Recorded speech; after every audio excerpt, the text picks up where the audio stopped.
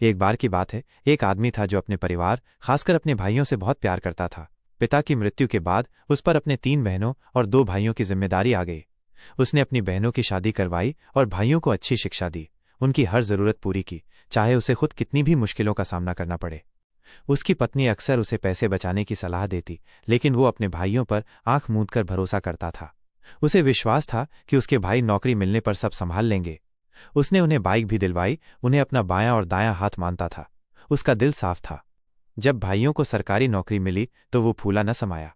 उसने कर्ज लेकर उनकी शादियां भी कर दी, पत्नी की चेतावनी के बावजूद। उसे लगा भाई कमाकर सब चुका देंगे।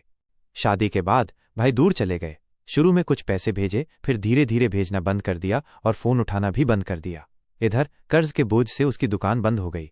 उसका बड़ा बेटा इंजीनियरिंग करना चाहता था, पर पैसे नहीं थे। उसने खुद लोन लेकर पढ़ाई की और सफल हुआ। जब छोटा बेटा भी इंजीनियरिंग करना चाहता था तो उसने बड़े बेटे से मदद की उम्मीद की, लेकिन उसकी पत्नी ने बड़े बेटे को मना कर दिया थे कि पत्नी सही कह रही थी। वो अपने बेटों से नजरें नहीं मिला पा रहा था, क्योंकि जिनके लिए उसने सब कुछ किया था उन्होंने उसे अकेला छोड़ दिया था। यहां तक कि उसकी मां भी उसे छोड़कर छोटे बेटे के पास चली गईं और बहनें भी दूर हो गईं। 5 साल बीत गए। उसके दोनों बेटे अपनी नौकरियों में सेटल हो गए थे और खुश थे। वो और उसकी पत्नी घर में अकेले रह गए थे। एक दिन उसने अपनी पत्नी से पूछा, क्या तुम भी मुझे छोड़कर अपने बेटों के पास नहीं जाओगी? आखिर मैंने तुम्हें दिया ही क्या है?